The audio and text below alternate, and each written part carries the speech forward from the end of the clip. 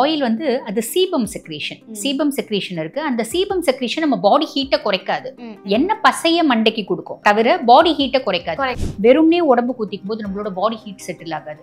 அப்ப குளிக்கிறது அப்படின்னாலே தலை குளிக்கிறதாம்மா, வெறும் தண்ணியில தலை குத்திக்கணும், பச்சை தண்ணியில. டேண்ட்ரஃப்க்கு பக்காவான ஒரு நரிஷ்மெண்ட் கொடுக்கறதுக்கு இல்ல சால்வ் பண்ணி கொடுக்கறதுக்கு ஒரு ஷாம்பு அப்படின்னா நீங்க எந்த இது இருக்கிறத சொல்லுவீங்க மேம்? அதே மாதிரி ஒரு நாள் விட்டு ஒரு நாள் எண்ணெய் வைக்கிறாங்க அப்படின்னு வச்சுக்கோங்கன்னா நம்மளோட பழைய கலாச்சாரத்தை தான் நம்ம இப்ப கொண்டு வர போறோம். அது என்ன அப்படின்னா வேப்பெண்ணெய். அப்புறம் வந்து இந்த சப்போட்டா இருக்கு பாத்தீங்கன்னாமா, சப்போட்டானோட கொட்டை இருக்கு பாருங்க, அந்த கொட்டைக்கும் வந்து பாத்தீங்கன்னா டேண்ட்ரஃப் ரெக்டிஃபை பண்ணக்கூடிய கெப்பாசிட்டி இருக்கு. இதெல்லாம் நம்ம தூக்கி போடுற விஷயம் இல்லைங்களா? அப்ப சின்ன வெங்காயம் நிறைய பேர் என்ன பண்ணுவாங்க, டைரக்டா தலைக்கு அப்ளை பண்ணுவாங்க. அப்ளை பண்ணக்கூடாது, அது வந்து ஸ்கேல்ப் இரிட்டன்ட்மா. இந்த மாதிரி ஆயிலி ஸ்கேல்ப் இருக்கு, நான் டேண்ட்ரஃப் இஷ்யூவால ரொம்ப ஃபேஸ் பண்ணிட்டு இருக்கேன் அப்படின்றவங்க லைக் இன்னும் எக்ஸ்ட்ராவா ஆயில் வைக்கணும் அப்படின்ட்டு இருக்கா? இல்ல உனக்கு தான் ஆயில் நல்லா செக்ரிகேட் ஆகுதே, சோ அந்த ஆயில் வைக்கிறத தவிர்த்து நீ ஹேர் வாஷ் பண்ணிக்கலாம் அப்படின்ற மாதிரி ஏதாச்சும்? இல்லம்மா, ஆயில் வந்து அது சீபம் செக்ரீஷன் இருக்கு. அந்த சீபம் செக்ரீஷன் நம்ம பாடி ஹீட்டை குறைக்காது, என்ன பசைய மண்டைக்கு கொடுக்கும், அவ்வளவுதானே தவிர பாடி ஹீட்டை குறைக்காது. உனக்கு உடல் சூட்டை வந்து குறைக்கணும் இல்லையா, உடல் உஷ்ணத்தை நீ குறைக்கணும். அப்ப நீ என்ன பண்ணணும், எண்ணெய் வைக்கணும். இப்ப இந்த மாதிரி நிறைய ஆயிலி ஸ்கேப் இருக்கு. இப்ப நான் நேத்து தலை குளிச்சுட்டு இன்னைக்கு என்ன நல்லா லைட்டா வடியுது அப்படின்ற பட்சத்துல அவங்க வந்து முன்னாள் தலை குளிச்சுக்கலாம், அதாவது ஆல்டர்னேட் டேஸ் தலை குளிச்சுக்கலாம். டெய்லி தலை குளிக்கிற ஹேபிட் இருக்கு இல்லையா நிறைய பேருக்கு. அதுக்கு மேல இப்ப வந்து பாருங்கம்மா, அதான் ஒரு நாள் வந்து நம்ம எண்ணெய் வச்சு தலை குளிச்சுக்கலாம், மறுநாள் வந்து என்ன பண்ணலாம் அப்படின்னா ஏதாவது ஒரு ஜெல் அப்ளை பண்ணிக்கலாம். ஜெல் அப்ளை பண்ணும்போது அந்த எக்ஸசிவ் சீபம் செக்ரீஷனும் வாஷ் அவுட் ஆயிடும். அட் த சேம் டைம் வந்து பாடி கூலிங்கும் ஆகும். அட் த சேம் டைம் வந்து பாத்தீங்கன்னா நம்ம முடியினோட வேர்க்காலுகளுக்கு நுரிஷ்மெண்ட்டும் கிடைக்கும். அது என்ன ஜெல் எடுத்துக்கலாம் அப்படின்னா, ஒண்ணு கத்தாழை ஜெல் நம்ம வீட்லயும் பண்ணிக்கலாம், இல்ல ஆர்கானிக்கா கடையிலயும் விக்குது வாங்கிக்கலாம். அதே மாதிரி பாத்தீங்கன்னா இந்த ஆலி விதை, அந்த பிளாக்ஸீட் ஜெல் அதுவும் கடையில விக்குதுமா. பிளாக்ஸீட் பவுடர் விக்குது ஆன்லைன்லயே. இந்த ஃபேஸ் டைட்டனிங்க்கு பிளாக்ஸீட் ஜெல் விக்குது, அது நம்ம தலைக்கு அப்ளை பண்றது. அந்த மாதிரி நம்ம யூஸ் பண்ணிக்கலாமா. தலைக்கு நல்ல ஜெல் அப்ளை பண்ணிட்டு ஒரு அரை மணி நேரம் ஊறிட்டு சும்மா வெறும் தண்ணியில நம்ம வந்து தலை குளிச்சிடுறது. ஆமா, பொதுவா வந்து என்ன தெரியுமா சொல்லுவாங்க, நம்ம தினம் தினம் தூங்கி எழுந்துக்கிறோம், பகலெல்லாம் வேலை செய்யறோம், நம்ம வந்து உடம்பு சூடாகுது, மூளை சூடாகுது, மண்டை சூடாகுது, நம்மளுக்கே தெரியும். இப்ப ஒன்னும் இல்லம்மா, காலையில இருந்து நம்ம சாயங்காலம் வரைக்கும் பேசிட்டு இருக்கும்போது நம்ம மண்டை அப்படியே பயங்கரமா கொதிக்கும். எனக்கெல்லாம் அப்படி கொதிக்கும், மண்டை பயங்கரமா சூடாகும், ஸ்ட்ரெஸ் ஆகி பேசுவோம் இல்லைங்களா? அப்ப நம்ம மறுநாள் காலையில வெறும் உடம்பு ஊத்திக்கும் போது, இப்ப பேசுறதுன்னு இல்லை, எல்லாருக்குமே அந்த ஒர்க் லோடுன்னு இருக்கதானே செய்யுது. வெறும்னே உடம்பு ஊத்திக்கும் போது நம்மளோட பாடி ஹீட் செட்டில் ஆகாது. அப்ப குளிக்கிறது அப்படின்னாலே தலை குளிக்கிறதாம்மா, வெறும் தண்ணியில தலை குத்திக்கணும், பச்சை தண்ணியில.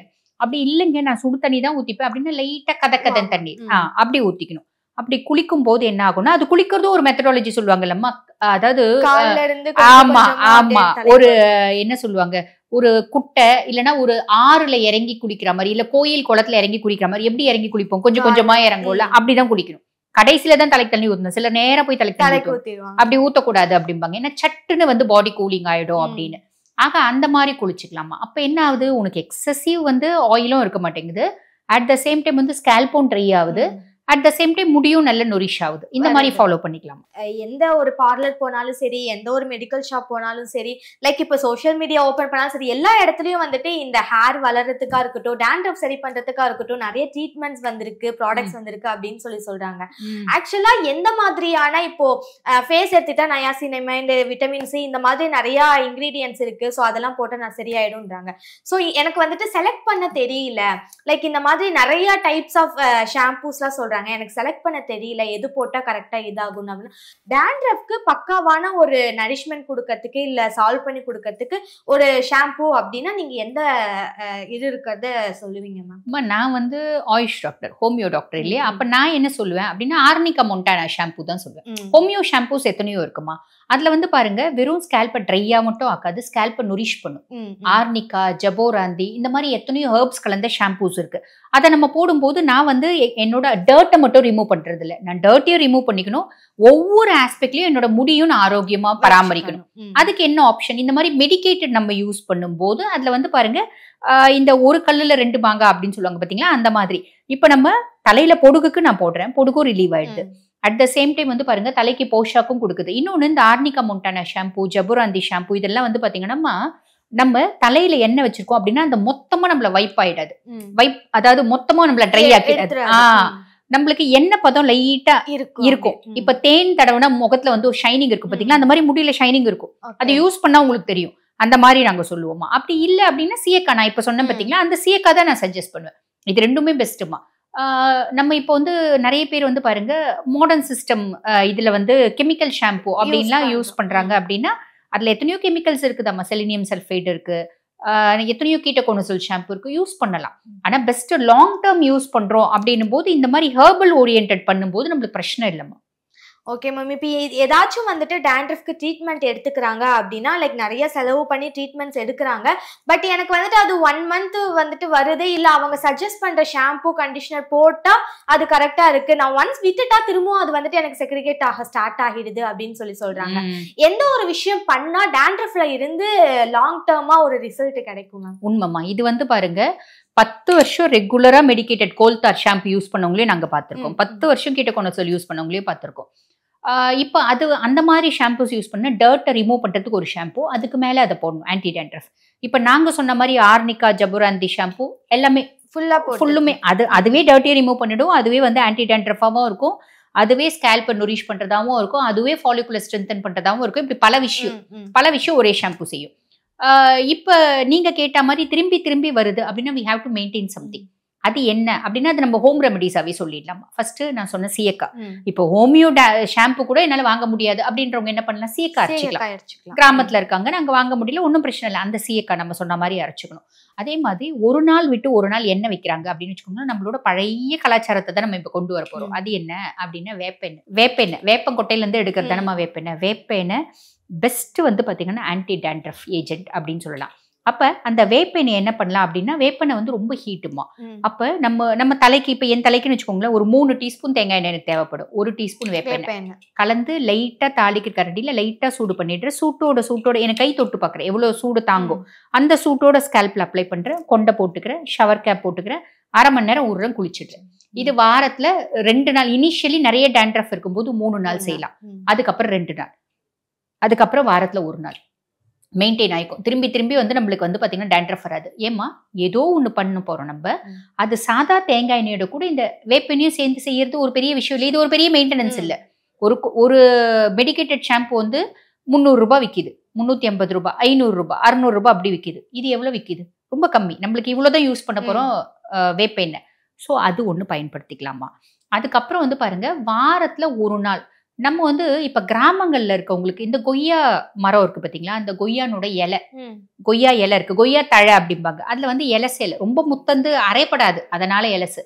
அந்த கொய்யா இலையை எடுத்துக்கணும். இலையை எடுத்து ஒரு சின்ன மிக்சி கப்ல போட்டு நல்லா பிச்சு போட்டு, ஒரு நம்ம முடிக்க எவ்வளவு தேவையோ ஒரு 8 இலை தேவைப்படுதுன்னா 8 இலையை போட்டு கொஞ்சம் தண்ணி ஊற்றி நல்லா அரைக்கணும். தண்ணிக்கு பதில் பெஸ்ட் என்ன அப்படின்னா கொஞ்சம் தயிர் இல்ல மோர், உப்பு போடாது, கொஞ்சம் போட்டு நல்லா அரைச்சிடணும். அரைச்சிட்டு அதுல வந்து பாருங்க எடுத்து வச்சுட்டு அதுல கொஞ்சோண்டு வந்து பாத்தீங்கன்னா இந்த கத்தாழை ஜெல் போட்டுக்கலாம், இல்லைன்னா வந்து பாருங்க ஆளி விதை ஜெல் போட்டுக்கலாம். இது எல்லாமே எதுக்கு நம்ம போஷாக்குக்கு. எனக்கு ஒருவேளை பல விஷயம் நடக்கணும் அதுக்கு. அந்த மாதிரி ஜெல் போடும்போது அந்த ஷைனிங் கிடைக்கும். அது போட்டுட்டு தலைக்கு அப்ளை பண்ணி 1/2 மணி நேரம் ஊறிட்டு தலை குளிச்சுக்கணும். ஷாம்பு போடலாம், நாங்க சொன்ன மாதிரி மெடிக்கேட் ஷாம்பு, இல்லைன்னா அந்த சீயக்காய் போட்டு குளிச்சுக்கலாம். ஒண்ணு அது பண்ணலாம். அதுக்கப்புறம் வந்து இந்த சப்போட்டா இருக்கு பாத்தீங்கன்னாமா, சப்போட்டானோட கொட்டை இருக்கு பாருங்க, அந்த கொட்டைக்கும் வந்து பாத்தீங்கன்னா டேண்ட்ரஃப் ரெக்டிஃபை பண்ணக்கூடிய கெப்பாசிட்டி இருக்கு. இதெல்லாம் நம்ம தூக்கி போடுற விஷயம் இல்லைங்களா. அந்த கொட்டையை எடுத்துட்டு அந்த கொட்டையை நைட்டே ஊற வச்சிடணும். மறுநாள் காலையில அரைக்கும் போது வந்து பாருங்க 1/2 எலுமிச்சம்பழம் பிழிஞ்சிடணும். 1/2 எலுமிச்சம்பழம் பிழிஞ்சிட்டு கொஞ்சம் தயிர் போட்டு நல்லா அரைச்சி அதை தலைக்கு அப்ளை பண்ணிடணும். அப்ளை பண்ணிட்டு 1/2 மணி நேரம் ஊறிட்டு குளிச்சிடலாம். இதுவும் வந்து பாருங்க டேண்ட்ரஃப்க்கு பெஸ்ட் ஏஜென்ட். இன்னொன்று வந்து பாருங்க வெத்தலை, நம்ம சாப்பிட்றோம் பார்த்தீங்களா வெத்தலை, அந்த வெத்தலை, துளசி, 4 வேப்பிலை, இது கூட கொஞ்சம் செம்பருத்தி இலை எதுக்கு நம்ம இப்போ தலை குளிச்சு முடிச்சோடனே அந்த பஃப்னு இருக்க சென்சேஷன், இப்போ நம்ம ட்ரையர்லாம் போட்டால் முடி பஃப்னு இருக்கும் பாருங்க, அந்த மாதிரி சென்சேஷனுக்கு இது எல்லாத்தையும் ஊற வச்சு, அந்த மாதிரி தெரியும் முடி பஃப்னு தெரியும், மெலீசு முடி கூட நல்லா அடர்த்தியா தெரியும், அதை வந்து ஊற வச்சுட்டு 1/2 மணி நேரம் கழிச்சு நம்ம வந்து குளிச்சிடலாம். இது வந்து பாருங்க முடி நல்ல பவுன்சியா தெரியும் அப்படின்னு சொல்லுவாங்க பார்த்தீங்களா, அது பெஸ்ட் ஏஜென்ட்டா இருக்கும். அதுக்கப்புறம் வந்து பாத்தீங்கன்னா கடுக்காய்க்கு ஹேருக்கான பெனிஃபிட்ஸ் எக்கச்சக்கமா. கடுக்காய் பொடி ஜஸ்ட் நாட்டு மருந்து கடையில கிடைக்குது, அதை வாங்கிக்கலாம். 2 டீஸ்பூன் கடுக்காய் பொடி முன்னாலே என்ன பண்ணணும்னா கொஞ்சம் 1 டீஸ்பூன் வெந்தயம் தண்ணியில ஊற வச்சிடணும். மறுநாள் காலையில அந்த கடுக்காய் பொடி தண்ணியில ஊற வச்சது அப்படியே இருக்கட்டும், இந்த வெந்தயத்தை பிளெண்டர்ல போட்டு கொஞ்சமா வந்து பாருங்க பச்சை பால் இல்லையா காய்ச்சின பால் போட்டு நல்லா அரைச்சிட்டு இந்த கடுக்காயும் போட்டு நல்லா அரைச்சிட்டிங்க அப்படின்னு வச்சுக்கோங்களேன், அது நல்லா கொஞ்சம் என்ன சொல்றது நிறைய வரும். கொஞ்சம் 2 டீஸ்பூன் வெந்தயம் போட்டா கூட இவ்வளவு வரும் அந்த பேக். அதை தலைக்கு நல்லா அப்ளை பண்ணிட்டு 1/2 மணி நேரம் ஊறிட்டு தலை குளிச்சிடலாம். குளிக்கும் போது இவ்வளவுண்டு இருக்க முடி கூட நல்ல பவுன்சியா தெரியும். பவுன்சியா தெரியும். கடுக்காய்க்கும் அந்த தன்மை உண்டு, நல்ல பவுன்சியா தெரியும். அதே மாதிரி வெந்தயத்துக்கும் அந்த தன்மை உண்டு. ஆனா என்ன, வெந்தயம் நிறைய பேருக்கு ஒத்துக்காது, தலைவலி வரும். தலைவலி வரும், ஈரம் இல்லைங்களா, தலைவலி வரும். அப்ப அந்த மாதிரி ஒத்துக்காத பர்சனாலிட்டிஸ் அரைக்கும் போது 2 பல்லு பூண்டு போட்டு அரைச்சிட்டாங்கன்னு வச்சுக்கோங்கம்மா, ஈரமும் ஆகாது. பூண்டுல இருக்க சல்ஃபர் பொடுகுக்கு பெஸ்ட் ஏஜென்ட். அதனாலதான் சின்ன வெங்காயம் இருக்கு, ஷாம்பு வருது, சின்ன வெங்காயம் இருக்கு, எண்ணெய் வருது. என்ன எதனால? சின்ன வெங்காயத்துல இருக்க சல்ஃபர், பூண்டுல இருக்க சல்ஃபர். அப்ப சின்ன வெங்காயம் நிறைய பேர் என்ன பண்ணுவாங்க, டைரக்டா தலைக்கு அப்ளை பண்ணுவாங்க. அப்ளை பண்ணக்கூடாது, அது வந்து ஸ்கேல்ப் இரிட்டன்ட்டுமா. சல்ஃபர் இருக்கிறதுனால ஸ்கேல்பை இரிட்டேட் பண்ணும். இப்ப சின்ன வெங்காயம் யூஸ் பண்றாங்க அப்படின்னா இந்த மாதிரி பேக்ல போட்டுக்கலாம். 2 சின்ன வெங்காயம் போட்டு அரைச்சிக்கலாம். இல்லைன்னா எண்ணெய் காய்ச்சிக்கலாம்.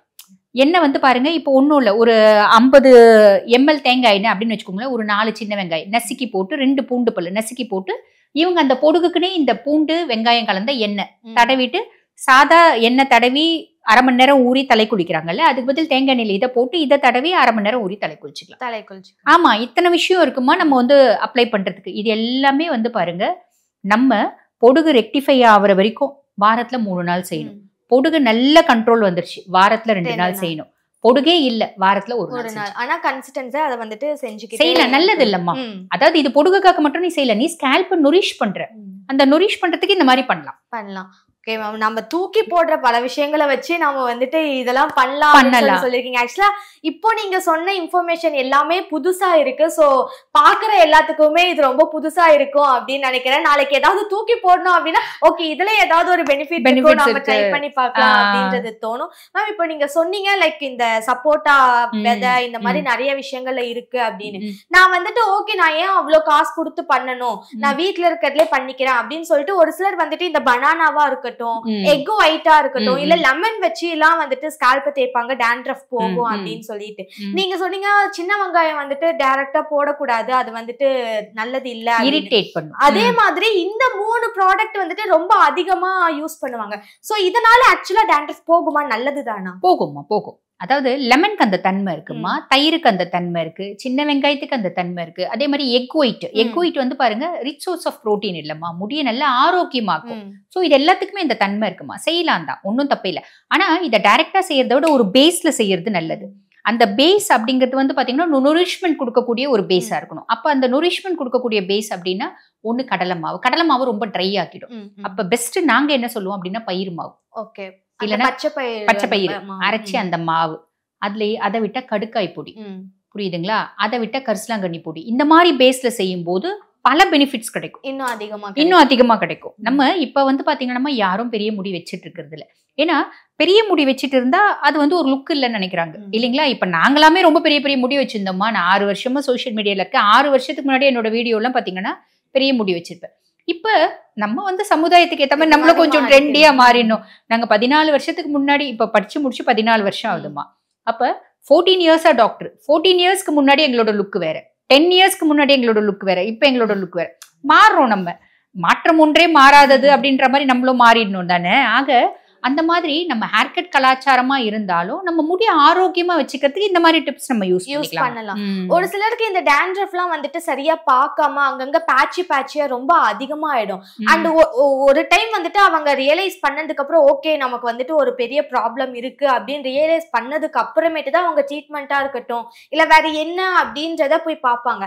சோ அந்த மாதிரி எனக்கு எந்த ப்ராப்ளமும் இல்ல அப்படின்னு சொல்லி விட்டுட்டு இந்த அளவுக்கு வந்துச்சுன்னா அவங்களுக்கு அது சரி பண்றதுல எந்த அளவுக்கு டிஃபிகல்ட்டி ஒன்னும் இல்லம்மா, அது ரொம்ப சாதாரண விஷயம் தான். என்ன இப்ப ஃபர்ஸ்ட் மீடியமா இருக்கும்போது நீங்களே வீட்டுல பண்ணிக்கலாம். ரொம்ப ஹெவியா இருக்குது அப்படின்னும் போது ஒரு டாக்டரோட ஹெல்ப் தேவை. அந்த டாக்டரோட ஹெல்ப் ரொம்ப காஸ்ட்லி வைத்தியம் அப்படிலாம் இல்ல. ஹோமியோபதி அப்படின்றதுலாம் வந்து பாத்தீங்கன்னா அஃபோர்டபுள் வைத்தியம் தான். அப்போ ஒரு ஹோமியோ டாக்டரை போய் பார்க்கலாம். ஹோமியோ டாக்டர் இப்ப எல்லா இடத்துலயும் இருக்காங்க இல்லைங்களா.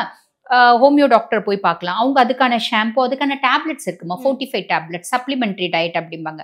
அதுக்கான சத்து மாத்திரைகள் கொடுக்கும்போது ரொம்ப ஈஸியா வந்து இது போயிடுமா. கூட இந்த டிப்ஸை ஃபாலோ பண்ணலாம். ரொம்ப ஈஸி தான், பிரச்சனை இல்ல.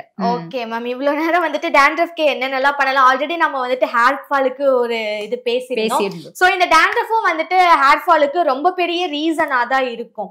சோ இதுதான் வந்துட்டு எல்லாருக்கும் மெயின் விஷயம். எனக்கு முடி கொட்டுது ஆனா எதனாலயே அப்படின்னு தெரியாம இருந்திருப்பாங்க. சோ இப்ப நீங்க சொன்னது எல்லாமே வந்துட்டு நம்மளோட வியூவர்ஸ் எல்லாத்துக்குமே ரொம்ப ஹெல்ப்ஃபுல்லா இருக்கும் அப்படின்னு நினைக்கிறேன். ரொம்ப நன்றி. நன்றி.